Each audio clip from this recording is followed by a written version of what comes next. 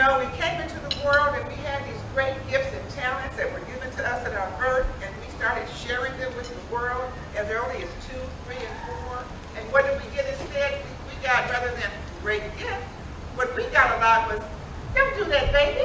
Child, don't do that. You're not supposed to do that. No, no, child, don't do that. And so we started saying, well, I guess I'm not supposed to be that way.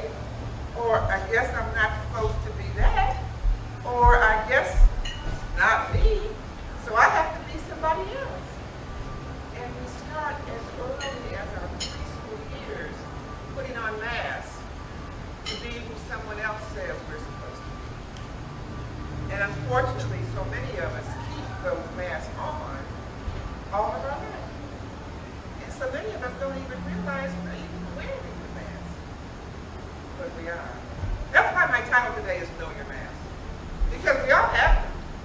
And it's to your advantage to recognize the mask that you're wearing so that you can make a shift, you can make a change.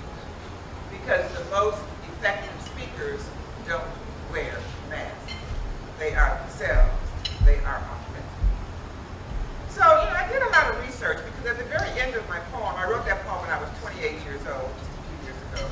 And then I spent a lot of years figuring out the last part of that poem, which says, how did we get this masquerade, this parade of people playing people? And so what I learned as part of it is what I just shared with you about the preschool years. But another part of that has to do with our society as a whole. Because we used to be an industrial society, right? We had the trains, and we had to manufacture things, and we had factories, and I'm from Detroit, and we had auto factories, and we had the assembly lines where you had people that did certain tasks, and went down the assembly line, and it was like we were like robots, right?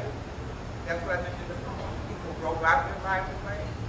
Well, that's kind of what life was like a few generations ago, when we had the industrial age.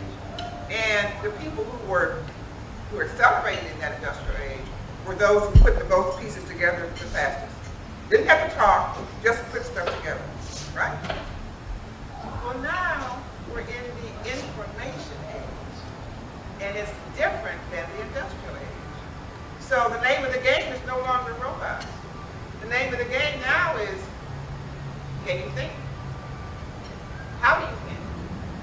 What do you think? And that requires something different. The name of the game now is also relationships. Who do you get along with? How do you get along with them? How is that working?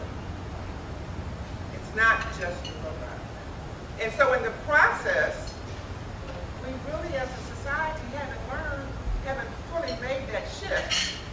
And a lot of the managers and leaders in our world are still leading as if they're leading robots.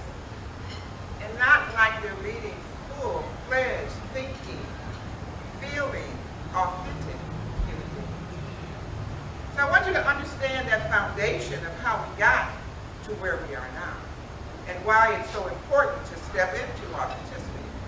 There's a lot of research out there now. When you look at Harvard, for example, Harvard has several professors. James Gilmore and Gilmore and Hines have a book out called Authenticity, What Consumers Want in the World. Another gentleman named George North talks about also authenticity and how important it is in the world. And all of these authors, whether they're from Harvard or whatever, they say one thing consistently, and that's that authentic leaders are critical to transform our society from that industrial age to the information age, which is where we're at now.